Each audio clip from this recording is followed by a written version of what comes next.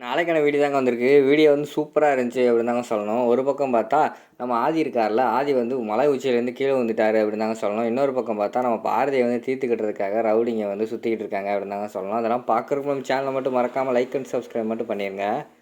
First சீனில் வந்து நம்ம தமிழ் வந்து தூக்கம் வரலன்னு சொல்லிட்டு எந்திரிக்காங்க. ராணியை வந்து எழுப்புறாங்க. எந்திரிங்க எந்திரிங்கன்னு எழுப்பி விட்றாங்க. அவங்க வந்து எந்திரிச்சிடுறாங்க. என்ன தமிழ் என்ன ஆச்சு? மணி 12 ஆகுது. இந்த நேரத்தில் எந்திரிச்சிருக்க அப்படிங்கிற மாதிரி கேட்காங்க.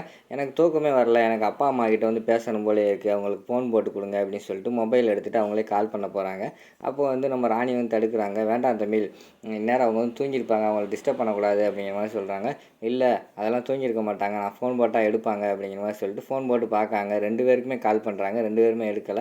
அவங்க வந்து ஃபஸ்ட் நைட் எல்லாம் முடிச்சுட்டு தூங்கிட்டாங்க அசதியில். ஃபோன் எடுக்கலைன்னு சொன்னோடனே நம்ம தமிழுக்கு வந்து ஒரே கவலையாயிடுது. உடனே வந்து நம்ம ராணிகிட்ட சொல்கிறாங்க, எனக்கு தூக்கம் வர மாட்டேங்குது, நீங்கள் ஏதாவது எனக்கு வந்து கதை சொல்லுங்கள், அதை நான் கேட்டுகிட்டே தூங்குறேன் அப்படிங்கிற மாதிரி சொன்னோடனே அவங்களும் ஒரு பெரிய கதை சொல்ல ஆரம்பிச்சிடுறாங்க. அதை கேட்டுகிட்டே அவங்க தூங்குற மாதிரி ஆரம்பிச்சிடுறாங்க. இங்கே பார்த்தா விடிய கற்கள்லே வந்து நம்ம பாரதி வந்து எந்திரிச்சிடுறாங்க. எந்திரிச்சு முடிச்சுட்டு அவங்க வந்து குளிச்சுட்டு ட்ரெஸ் எல்லாம் சேஞ்ச் பண்ணிவிட்டு நம்ம ஆதி வந்து அப்படியே தூங்கிட்டு இருக்கிற மாதிரி காட்டுறாங்க. ஆதி பக்கத்தில் வந்து அவங்களோட தலையை வந்து கோதி விட்டுக்கிட்டே இருக்காங்க. எனக்கு நான் என்ன தவம் செஞ்சேன்னு தெரியல ஆதி, நீங்கள் வந்து எனக்கு வந்து ஹஸ்பண்டாக கிடச்சதுக்கு. என்னோடய வாழ்க்கையே நான் வந்து முடிஞ்சு போயிடும்னு நினச்சேன். ஆனால் இப்போ புதுசாக வந்து ஆரம்பிச்சிருக்கு. அது மட்டும் இல்லாமல் நீங்கள் வந்து ஆஃபீஸில் வந்து எனக்கு பின்னாடியே சுற்றி சுற்றி வரும்போது நான் உங்களை எவ்வளவோ அவாய்ட் பண்ணியிருக்கேன். ஆனால் என் உள் மனசுக்குள்ளே உங்களோட அன்புக்கு நான் எவ்வளவோ அடிமை ஆகிட்டேன். நான் உங்களுக்கு எவ்வளோ அன்பு திருப்பி கொடுத்தாலும் அது வந்து ஈடாகாது அப்படின்னு சொல்லிட்டு அவங்க அந்த இடத்துல தூங்கிட்டுருங்க, நான் வந்துடுறேன் அப்படின்னு சொல்லிட்டு அந்த இடத்துலேருந்து போயிடுறாங்க. கொஞ்சம் நேரம் கழித்து நம்ம ஆதி வந்து முழிச்சு பார்க்காங்க. பக்கத்தில் வந்து பாரதியை காணும். பாரதியை காணும் சொன்னோடனே பயங்கரமாக ஷாக் ஆகிடுறாங்க. ஐயோ பாரதி காணும், எங்கே போனாங்க?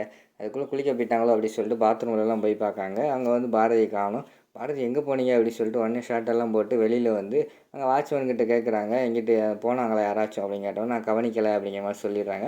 சரிங்க பக்கத்தில் கோயில் எங்கேயாவது இருக்கா அப்படின்னு கேட்டவொடனே ஆமாம் அங்கே ஒரு கோயில் இருக்குது அப்படின்னு சொல்லிட்டு ஒரு கோயில் காட்டுறாங்க. உடனே கார் எடுத்துகிட்டு நம்ம ஆதி வந்து பாரதியை தேடி கோயிலுக்கு போகிற மாதிரி காட்டிக்கிட்டு இருக்காங்க. அந்த நேரத்தில் பார்த்தா நம்ம பாரதியை காட்டுறாங்க. பாரதி வந்து அந்த கோயிலில் வந்து வேண்டிக்கிட்டு இருக்காங்க. நான் அந்த கடவுளே, நான் உனக்கு தான் நன்றி சொல்லணும், ஆதி மாதிரி ஒரு ஹஸ்பண்டை வந்து எனக்கு கிடச்சதுக்கு அப்படிங்கிற மாதிரி சொல்லிவிட்டு அங்கே வந்து வேண்டிக்கிட்டே இருக்கிற மாதிரி காட்டுறாங்க. அந்த நேரத்தில் பார்த்தா நம்ம பாரதிக்கு பின்னாடி ஒரு ரவுடி நின்றுக்கிட்டு இருக்கிற மாதிரி காட்டுறாங்க.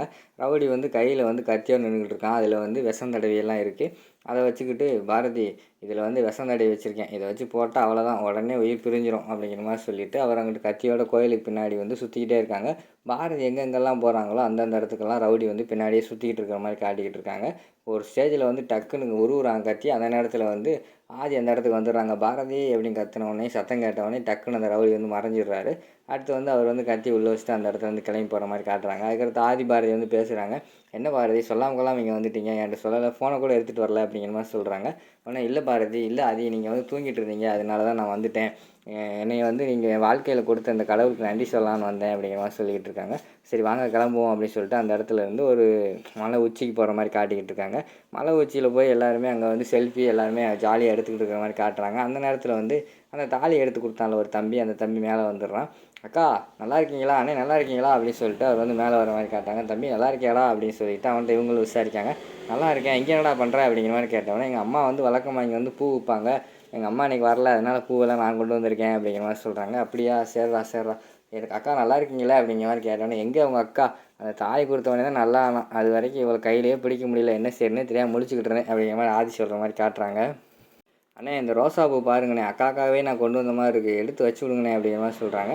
உடனே ஆதி வந்து அதெல்லாம் வேண்டாம் தம்பி அப்படிங்கிற மாதிரி சொல்கிறாங்க. உடனே அந்த தம்பி வந்து வலுக்கட்டாயமாக அண்ணே வச்சு விடுங்கண்ணே நல்லா இருக்குண்ணே அப்படிங்கிற மாதிரி சொன்னோடனே அந்த இடத்துல வந்து ஒரு ரோசா வச்சு விட்றாங்க. பக்கத்துலேயே வந்து கேர்பின் எல்லாம் கொண்டு வந்திருக்காங்க. அண்ணே சும்மா வச்சா கீழே விழுந்துடும், கேர்பின் எல்லாம் வைங்க அப்படின்னு சொல்லிட்டு கேர்பின் எல்லாம் கொடுக்காங்க. அந்த நேரத்தில் வந்து ஆதி சும்மா இருக்காமல் முட்டையங்கால் போட்டு ப்ரொப்போசல்லாம் பண்ண மாதிரி காட்டிக்கிட்டு இருக்காங்க. நம்ம பாரதி வந்து வெக்கப்படுறாங்க. ஆதி எந்திரிங்க ஆதி, எல்லோரும் பார்க்குறாங்க எந்திரிங்க அப்படிங்கிற மாதிரி சொல்கிறாங்க.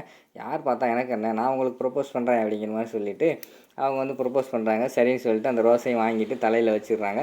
வச்சுட்டானே மேலே ஒரு இடம் இருக்குண்ணே, சூப்பராக இருக்குண்ணே, போய் பார்த்தா மலையே சூப்பராக தெரியுண்ணே, பார்த்து போங்கண்ணே, வலிக்கி விட்டுரும், மெதுவாக போங்க அப்படிங்கிற மாதிரி சொல்லிக்கிட்டு இருக்காங்க. அக்காவையும் பார்த்து கூட்டு போங்க அப்படிங்கிற மாதிரி வந்து அந்த தம்பி சொல்கிற மாதிரி காட்டுறாங்க. டேய் என் பொண்டாட்டி பார்த்துக்கிற எனக்கு தெரியாதாடா அப்படிங்கிற மாதிரி வந்து ஆதி சொல்கிறாங்க.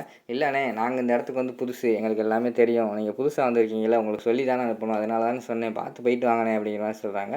அதுக்கடுத்து வந்து அந்த இடத்துக்கு வந்து நம்ம பாரதி வந்து வேண்டாம் அவ்வளோ தூரம் எதுக்கு அப்படிங்கிற மாதிரி சொல்கிறாங்க. ஆனால் ஆதி வந்து விடுற மாதிரி இல்லை. வாங்க பாரதி இவ்வளோ தூரம் வந்துட்டோம், போய் என்ஜாய் பண்ணுவோம் அப்படி சொல்லிட்டு மலை உச்சிக்கு போயிடுறாங்க. மலை உச்சியிலேருந்து பார்த்தா அங்கேருந்து பார்த்தா எல்லாமே தெரிகிற மாதிரி காட்டுறாங்க. உடனே பாரதி வந்து சொல்கிறாங்க, இந்த இடம் வந்து சூப்பராக இருக்குது ஆதி அப்படிங்கிற மாதிரி சொல்கிறாங்க. கவலைப்படாதீங்க, இந்த இடத்துலயே ஒரு வீடு கட்டிடுவோம் அப்படிங்கிற மாதிரி சொல்கிறாங்க. இந்த இடத்துல வீடு கட்ட முடியுமா உங்களால் அப்படிங்கிற மாதிரி வந்து நம்ம பாரதி கேட்குறாங்க. ஏன் என்னால் முடியாதுன்னு நினைக்கிறீங்களா அப்படிங்கிற மாதிரி சொன்ன உடனேயும், இல்லை கேட்குறேன், இங்கே எதுக்கு வீடு அப்படிங்கிற மாதிரி சொன்னோம், நீங்கள் தானே ஆசைப்பட்டீங்க அப்படிங்கிற மாதிரி சொல்லிவிட்டு, ஷாஜகானே வந்து மும்தாஜுக்காக அவ்வளோ பெரிய கோட்டை கட்டவும் உங்களுக்காக ஒரு வீடு கட்ட மாட்டேனா அப்படிங்கிற மாதிரி சொல்கிறாங்க. இப்போ வேண்டாம், நான் கேட்குறப்ப கட்டி கொடுங்க அப்படிங்கிற மாதிரி வந்து பாரதி கேட்குறாங்க.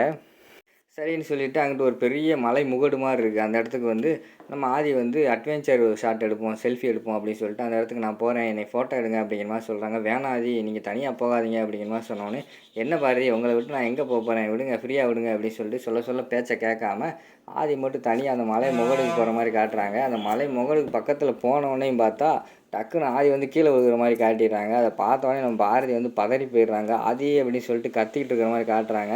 அதோட பார்த்தீங்கன்னா அந்த எபிசோடை வந்து முடிச்சிடுறாங்க.